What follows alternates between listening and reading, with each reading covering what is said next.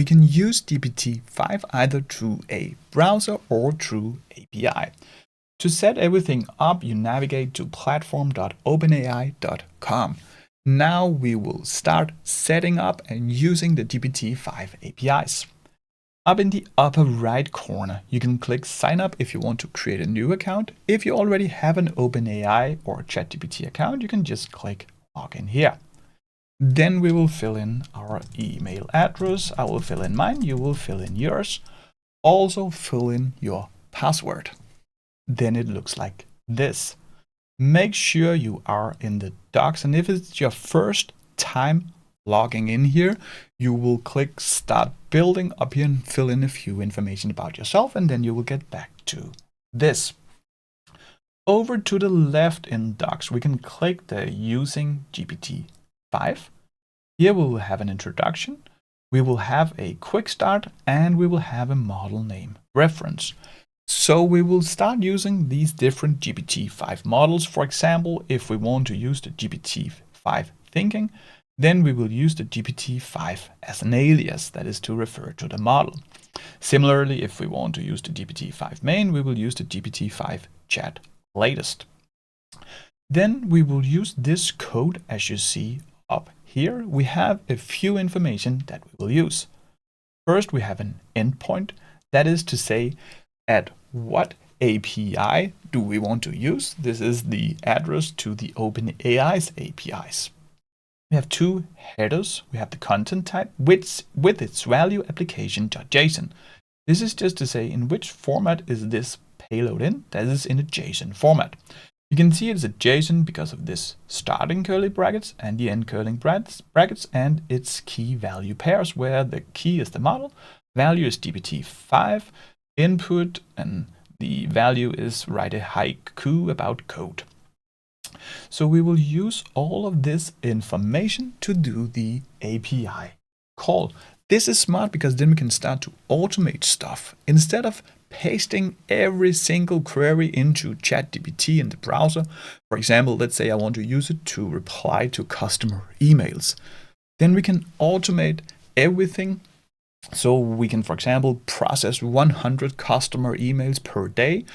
And that is what we're about to do here. We can also analyze reviews, create reports, or whatever we want. Then I can go over to the left menu again. Now I will up here in the get started, click the pricing. Here we can see the pricing. Since we're using the GPT-5 models, we can see how much they cost. This is the input, that is when we send stuff, and the output is when it processes data.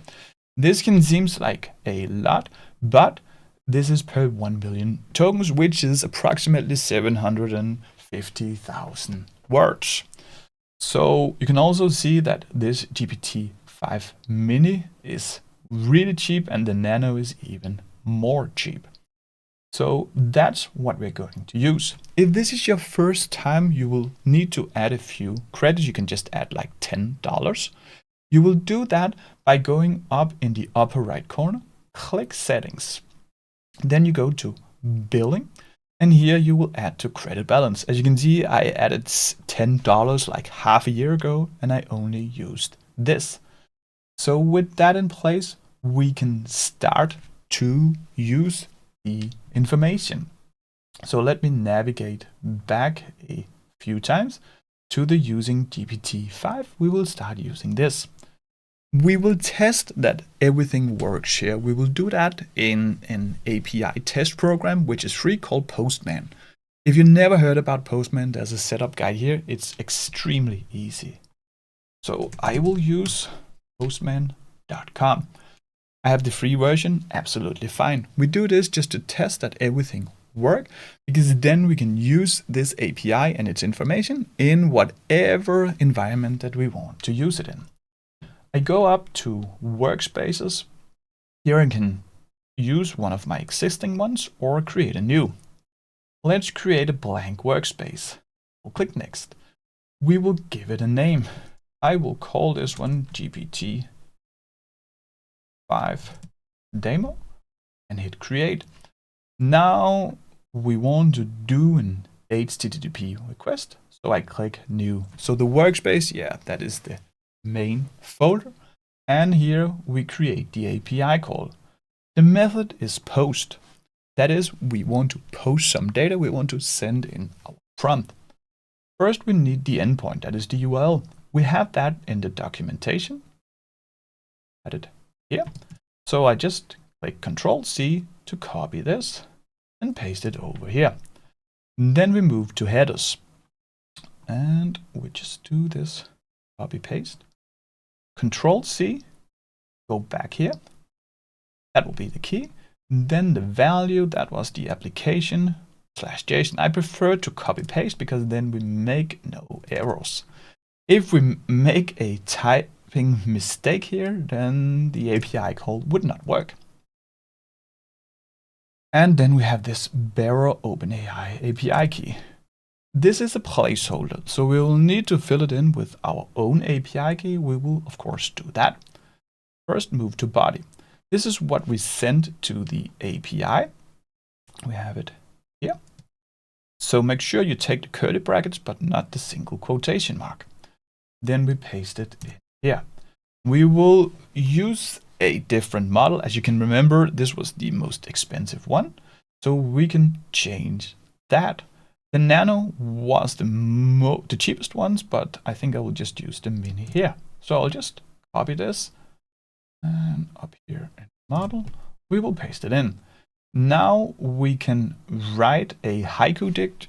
Feel free to use that, but I think we will make a more appropriate example. So here I will say analyze the sentiment of this review. Return only the sentiment review. And then I will say the review is here.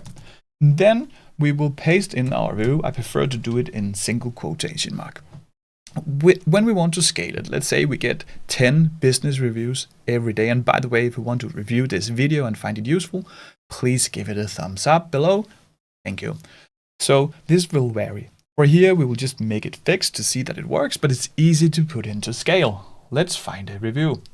I will go to Google Maps and then I will search for Anders Jensen org.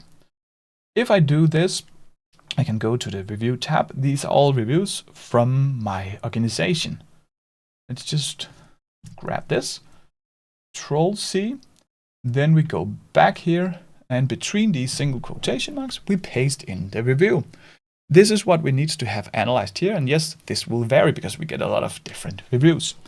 Now we go back to the headers because we still need an API key. Let's find that. So we go back here and again, you click these settings, go to API keys. Here you will find your API keys. You will click create new secret key either here or up here. We can give it a name. I can call this YouTube video demo or whatever I want to call it. I can choose to have a project and then I can create the key. Keep in mind that this is the only time you can access the key. So when I click copy here, it's in my clipboard. If I click done, it's gone. You can always delete API keys over here. For example, if I want to delete this, I will just delete it or create new ones. Then I go back to Postman. And instead of this $sign and OpenAI API key, I say Control-V. Keep in mind that if you share this API key, other ones can use your credit. So yes, I will delete this API key once this video is over. Then we can click send. Now this response, this prompt here will get processed. So if I go back here, we can see the response. What you want to go into is into the output, the content. And here you can see that this text, that is the output, that is positive. That means that this was positive sentiment. If we want to see that we can actually change this and use different prompts, just go up here, delete everything again, and then we can say, what's the capital in India? So we can give it all sorts of task, now you see that the capital of India is New Delhi, and a lot of other information about Delhi. If you want to put this into scale, that is to make multiple API calls, then I've created this video. You can fast forward to 31 minutes and 35 seconds if you only want to have the scaling, but I recommend watching the whole video.